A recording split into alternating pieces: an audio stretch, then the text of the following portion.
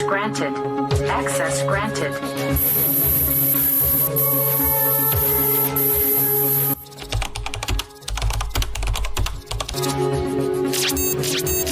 Assalamualaikum. I hope you all are fine and doing well. Once again, I am back with another lecture video, and that is the third week lecture of quarter 2 Governor IT course. आज के lecture में हम discuss करने वाले हैं components क्या होते हैं, किस तरह से कंपोनेंट्स क्रिएट करे जाते हैं और कंपोनेंट्स के लिए एक सेपरेट फोल्डर बनाना क्यों ज़रूरी है। एज वेल एज आज की वीडियो में हम कंपोनेंट्स के साथ साथ लेआउट्स के बारे में भी डिस्कस करने वाले हैं। लेआउट फाइल के बारे में डिस्कस करेंगे कि ये क्यों इम्पॉर्टेंट होती है और ये किस तरह से ड्यूरिंग प्रोग्रामिंग हमारे काम को आसान बनाती है। इन शॉर्ट मैं आपको बताना चाहता हूँ कि आज का लेक्चर बहुत ही ज़्यादा इम्पॉर्टेंट होने वाला है, तो कोई भी पार्ट को स्किप नहीं करना है।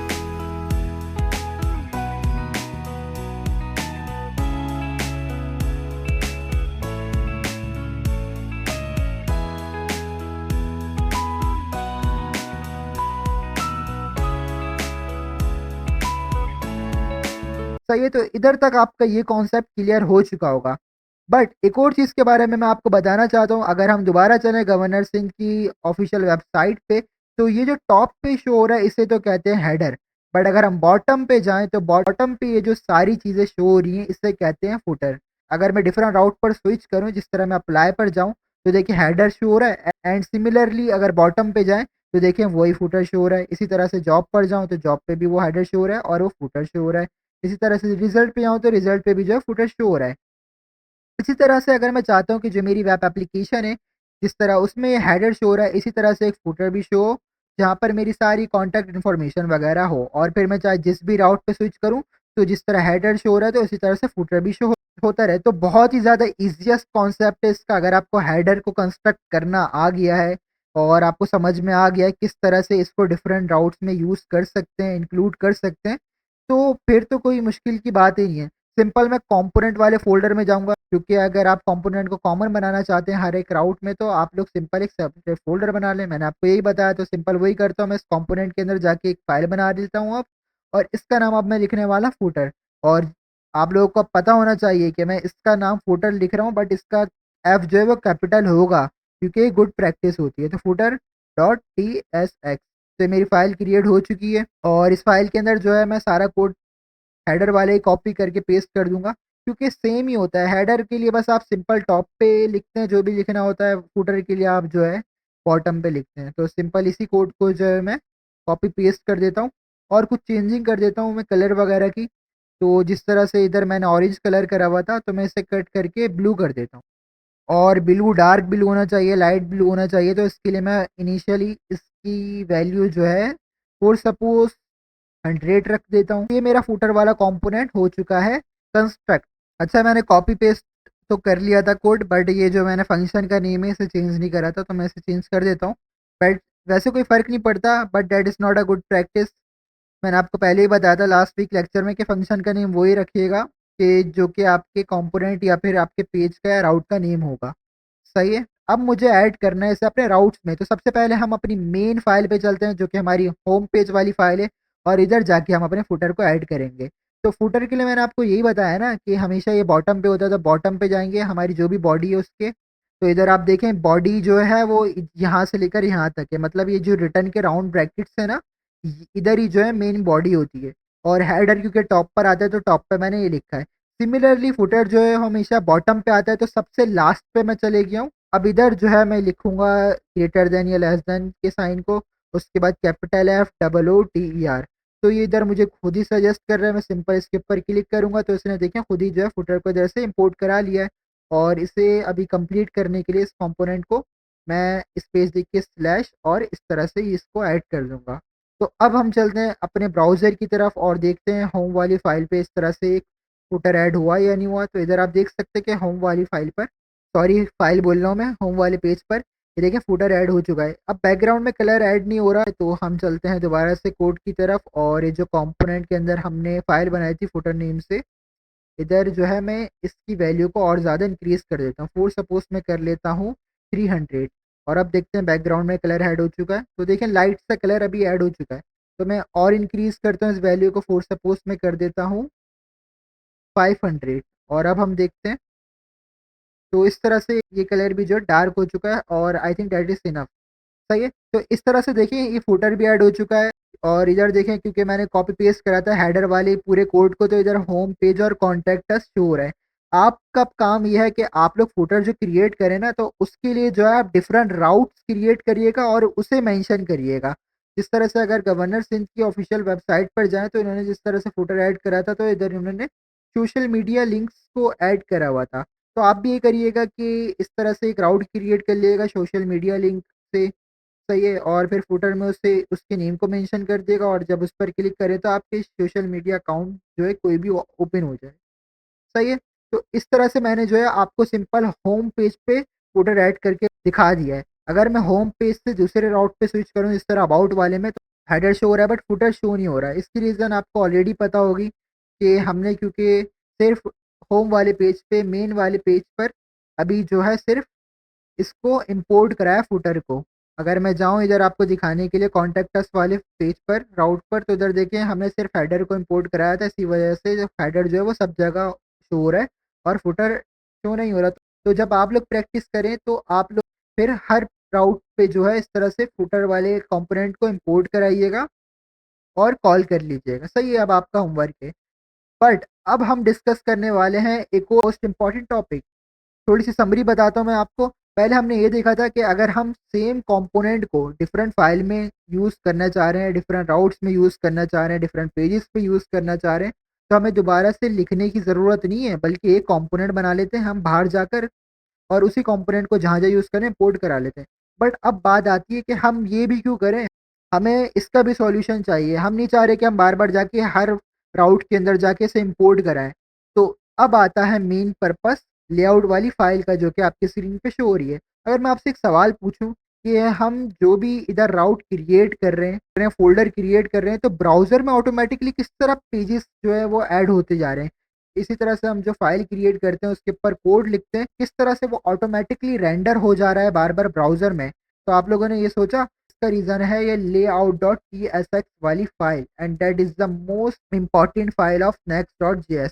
मतलब इन शॉर्ट मैं आपको बताना चाहूँ, layout.tsx वो फ़ाइल है जो बिहेवियर को कंट्रोल कर रही होती है कि आपकी वेबसाइट किस तरह से बिहेव करेगी। ये सब चीज़ें जो है आप layout.tsx में सेट करते हैं। मैं आपको छोटी-सी एग्ज़ाम्पल दिखाता हूँ। ये layout.tsx वाली फ़ाइल है, इधर एक चीज़ शो हो रही है चिल्ड्रन नेम से। अगर मैं इसे इधर से कमेंट कर दूँ, सही है, तो मैंने कमेंट कर दिया है और अब अगर मैं अपने ब्राउज़र पे जाऊँ जहाँ पे मेरी वेब एप्लीकेशन थी, तो देखिए इधर कुछ भी शो नहीं हो रहा। मैं इसे रिफ्रेश भी कर लेता हूँ, तो देखिए कुछ भी शो नहीं हो रहा। और अगर मैं अबाउट को कट करके मेन पेज पर जाने की कोशिश करूँ और अब एंटर प्रेस करूँ, तो देखें जितने भी राउट्स मैंने क्रिएट करे थे, हेडर क्रिएट करा था, फुटर क्रिएट करा था, इमेज ऐड करी थी, मतलब जो भी चीज़ें क्रिएट करी थी, कुछ भी रेंडर नहीं हो रही मेरी एप्लीकेशन पे। तो मैं आपको यही बताने की कोशिश कर रहा हूँ कि लेआउट वाली जो फ़ाइल है, वो ही जो है आपकी मोस्ट इम्पोर्टेंट फ़ाइल है, वो ही जो है आपकी एप्लीकेशन के बिहेवियर को कंट्रोल कर रही होती है। तो मैं इसे कमेंट आउट कर देता हूँ कंट्रोल ज़ेड करके। तो अब दोबारा चलें अगर हम अपनी वेब एप्लीकेशन में, तो देखें सारी चीज़ें दोबारा से शो होने लग गई। सही है? और अगर आप रीज़न जानना चाहते हैं कि सर आपने चिल्ड्रन वाली चीज़ को कमेंट करा तो ऐसा क्यों हुआ? तो इन शॉर्ट आप लोग बस इस चीज़ को याद रखिए कि चिल्ड्रन नेम से ये जो प्रॉपर्टी मौजूद है ना, तो आप जो भी वेब एप्लीकेशन और वेबसाइट डेवलप करेंगे नेक्स्ट.जेएस में, उसके रिलेटेड जितनी भी फाइल्स क्रिएट करेंगे, पेजेस क्रिएट करेंगे, कोड लिखेंगे, वो सब चीज़ें जो है वो आके शामिल हो जाएँगी इस चिल्ड्रन वाली प्रॉपर्टी में।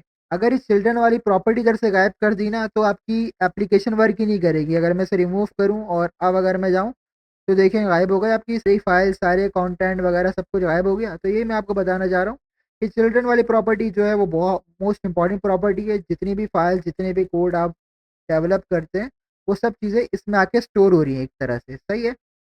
और दूसरी चीज़ मैं आपको ये बताने वाला था कि जो हमने इधर ये काम करा है कि सेपरेट कंपोनेंट नेम्स फ़ोल्डर बना लिया ताकि हम एक दफ़ा कंपोनेंट बनाएँ और फिर उसे बार-बार हम हर राउट में जाके इंपोर्ट करा रहे हैं और कॉल करा रहे हैं। अगर हम इस चीज़ से ही बचना चाहते हैं तो मैं क्या करूँगा? इसलिए तो सबसे पहले मैं क्या करता हूँ कि जो मैंने इंपोर्ट कराया हुआ है ना हर राउट के अंदर हेडर को, तो मैं इसे रिमूव कर देता हूँ हर जगह से।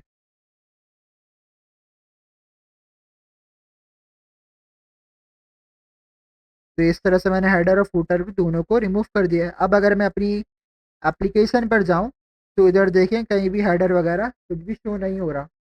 अब मैं क्या करता हूँ कि अपनी layout.tsx वाली फाइल पर जाता हूँ और जिस तरह से मैं राउट के अंदर जाके हेडर को इंपोर्ट करा के कॉल कर रहा था और ये काम मुझे मल्टीपल टाइम करना पड़ रहा था। इधर तो मैंने जो है 3 राउट क्रिएट करे हुए थे। अगर मैंने जो है 10 राउट क्रिएट करे होते तो मुझे ये काम कितनी दफ़ा करना पड़ता?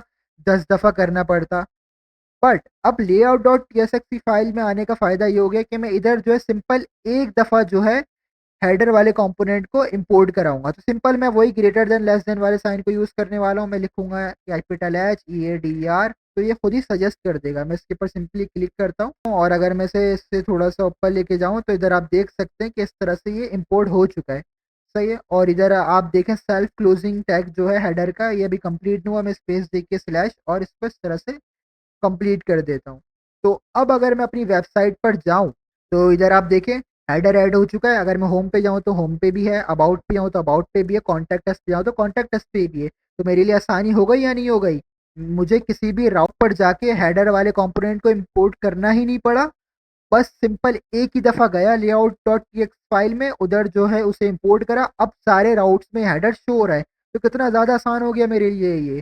सिमिलरली फुटर अगर मैं अपने सारे राउट्स में ऐड करना चाहता हूँ, तो मैं क्या करूँगा कि चिल्ड्रन नेम से जो प्रॉपर्टी है इसके नीचे आऊँगा, सिंपल मैं ग्रेटर देन लेस देन के साइन को यूज़ करूँगा, कैपिटल FOOTR लिखूँगा, मुझे खुद ही सजेस्ट कर देगा। इसके ऊपर सिंपली क्लिक करता हूँ और इसको कंप्लीट करने के लिए स्लैश और ये वाला साइन।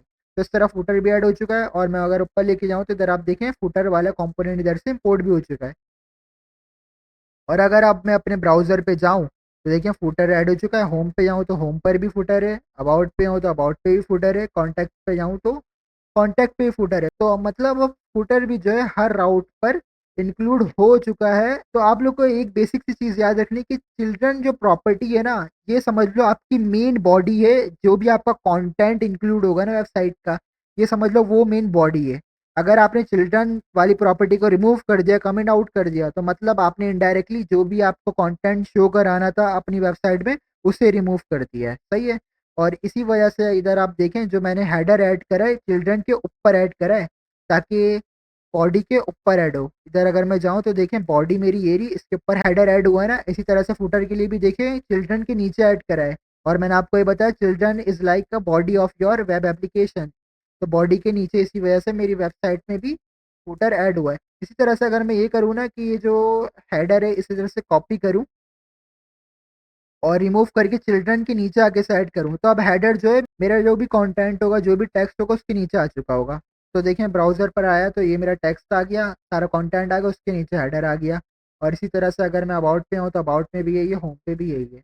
सही है, तो इधर से आपका ये भी कॉन्सेप्ट क्लियर हो गया होगा कि चिल्ड्रन जो है दरअसल ये प्रॉपर्टी जिसके अंदर आपका सारा कंटेंट, सारी प्रॉपर्टी वगैरह जो है इंक्लूड होती है। तो जो भी आपको अरेंजमेंट करनी होगी, इसको सोच के ही करिएगा।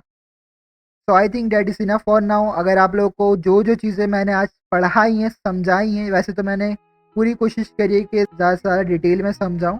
और अगर आप लोग को समझ में आई हैं चीज़ें, तो आप लोगों के लिए एक्टिविटी है, जिस तरह मैंने लास्ट वीक के लेक्चर में भी एक्टिविटी दी थी कि आप लोग को एक वेबसाइट बनानी है जिसके अंदर सारी आपकी इन्फॉर्मेशन हो। तो बहुत सारे स्टूडेंट ने जो है बनाई थी, मुझे स्क्रीनशॉट और वीडियो बना के सेंड भी करी थी व्हाट्सएप पर।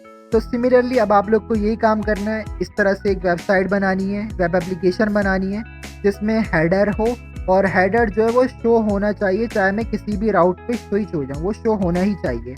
और उसके दरमियान में जो है हेडर के बाद जो है कुछ ना कुछ कंटेंट होना चाहिए। आप कुछ भी लिख दो कंटेंट अपनी मर्ज़ी से।